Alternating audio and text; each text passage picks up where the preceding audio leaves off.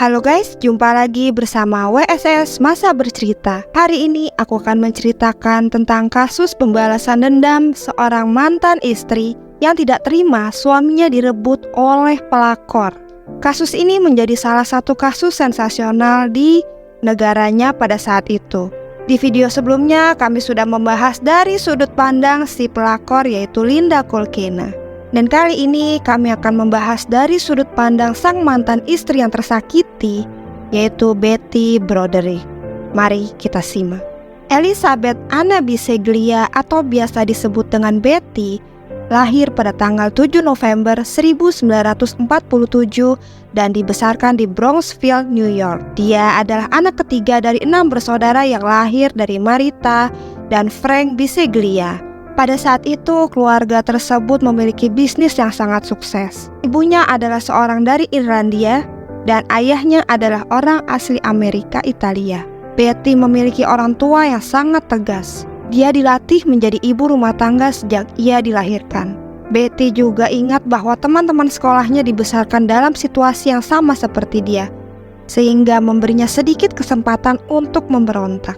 Betty bersekolah di Maria Regina High School. Pada tahun 1965 ia lulus dan kemudian melanjutkan sekolah di College of Mount Saint Vincent, di mana ia memperoleh gelar dalam pendidikan anak-anak usia dini melalui program akselerasi. Wah, pintar banget dong ya. Ia juga diberikan gelar minor dalam berbahasa Inggris. Pada tahun 1965, Betty bertemu calon suaminya yang bernama Daniel Broderick di Universitas Notre Dame, Indiana. Daniel lahir di Pittsburgh, Pennsylvania. Ia adalah putra tertua dari keluarga besar Katolik Irlandia yang orang tuanya memiliki pandangan yang mirip dengan keluarganya si Betty. Daniel dan Betty bertemu di sebuah pesta dansa di Notre Dame dan ia adalah seorang mahasiswa kedokteran berusia 21 tahun dan pada usia 17 tahun ia mengejar gelarnya di College of St. Mary's. Daniel ini bucin banget sama si Betty. Dia benar-benar obses pengen banget milikin Betty. Pokoknya gimana pun caranya Betty tuh harus menjadi miliknya. Dia akan menunggu, melakukan dan mengatakan apapun yang diperlukan oleh Betty dan menyetujui semua pendapat Betty walaupun tidak sesuai dengan keinginannya, sampai Betty berhasil menjadi miliknya. Pada akhirnya mereka melangsungkan pernikahan pada tanggal 12 April 1969 di New York. Betty dan Daniel saat itu berbulan madu dan kembali dari bulan madu sambil mengandung anak pertama mereka, yaitu Putri Kim yang lahir tahun 1970. Pernikahan mereka sangat bahagia di awal. Mereka memiliki 4 orang anak. Yang pertama bernama Kim, yang kedua putri bernama Lee, yang ketiga bayi laki-laki bernama Daniel, dan yang keempat adalah bayi laki-laki bernama Red. Dan seorang anak laki-laki yang tidak disebutkan namanya yang meninggal 4 hari setelah lahir. Setelah Kim lahir, Daniel menyelesaikan gelar MD-nya. Ia kemudian mengumumkan niatnya untuk menggabungkan keahlian medisnya dengan gelar MD-nya dan mendaftar di Harvard Law School dan berfokus pada kuliahnya. Saat itu Betty adalah seorang pencari nafkah utama keluarga, sementara Daniel sibuk bersekolah. Tidak lama kemudian, Daniel segera dipekerjakan oleh sebuah firma hukum di San Diego, California, dan ia memindahkan keluarganya ke komunitas La Jolla di San Diego. Betty terus bekerja paruh waktu dan seringkali menjual produk seperti Tupperware atau Avon sambil membesarkan anak-anaknya. Wah, wanita karir banget nih ya si Betty. Dia berjuang demi menafkahi anak-anaknya. Pada musim gugur tahun 1982, Daniel memperkerjakan seorang wanita bernama Linda Kolkena. Ia adalah seorang warga Amerika keturunan Belanda yang berusia 21 tahun. Linda juga seorang mantan pramugari dari Delta Airlines. Dia direkrut untuk menjadi asisten hukumnya. Nah, sejak Oktober 1983, Betty curiga nih kalau Daniel berselingkuh dengan si Linda. Tapi suaminya itu terus membantahnya. Enggak, aku enggak selingkuh sayang. Betty mencoba mengesampingkan kecurigaannya dan beranggapan bahwa mungkin suami saya sedang mengalami puber kedua. Tetapi sayangnya pernikahan itu runtuh pada tahun 1985 ketika Daniel akhirnya pergi dan mengajukan gugatan cerai. Seorang sekretaris di firma hukum Daniel kemudian memberitahu penyidik bahwa perselingkuhan antara Daniel dan Linda telah menjadi rahasia umum di kantor. Singkat cerita, akhirnya Daniel mengambil hak asuh atas anak-anak mereka setelah Betty meninggalkan mereka di depan pintu rumahnya. Namun, pada saat itu Betty mengklaim bahwa Daniel mengaku bahwa ia sebenarnya berselingkuh dengan Linda. Dan perceraian yang berlarut-larut dan penuh permusuhan pun terjadi. Betty saat itu tidak terima berita pernikahannya yang hancur dengan baik. Ya iyalah, siapa ya yang terima? Betty udah nemenin Daniel dari nol, dia malah selingkuh sama yang lebih muda. Betty berulang kali merusak rumah yang pernah dia tinggali bersama suaminya, bahkan mengolesi kue krim Boston yang dikirim oleh Linda di seluruh pakaian Daniel dan barang-barangnya Daniel. Saat itu Daniel Broderick telah menjadi pengacara lokal terkemuka. Ia menjabat sebagai presiden San Diego Bar Association.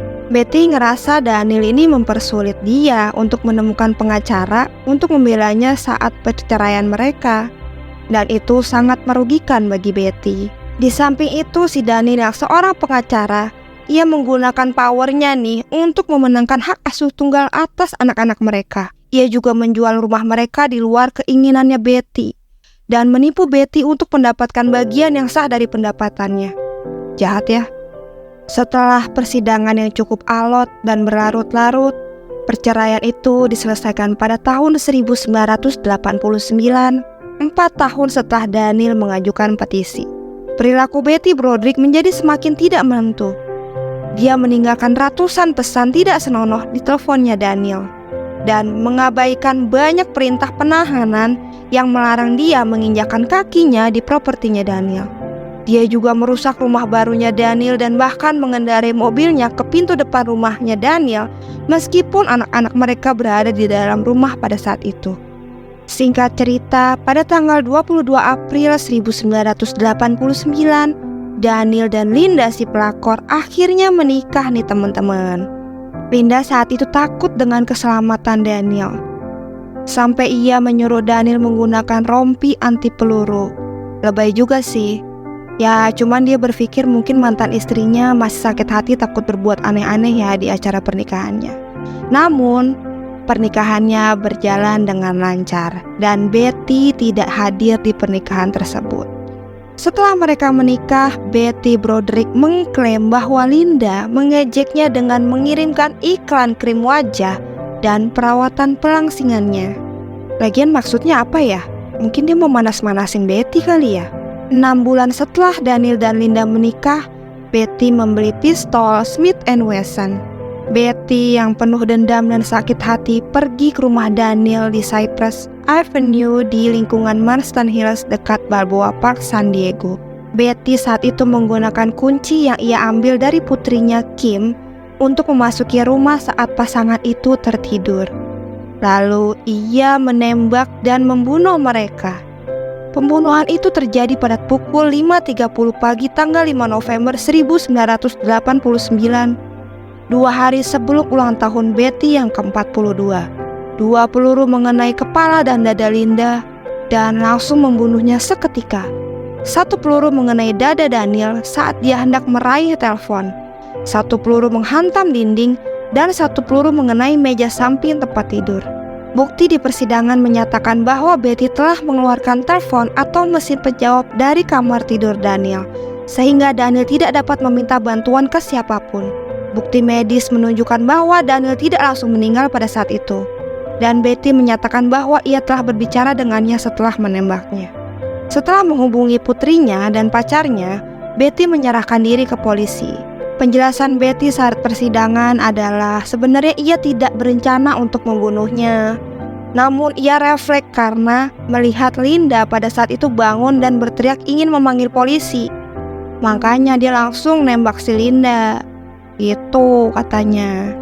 Dan hasil persidangan memutuskan Betty harus dijatuhi hukuman 2 kali berturut-turut, yaitu 32 tahun karena penggunaan senjata api ilegal. Dan dia telah dipenjara 8 hari setelah melakukan pembunuhan.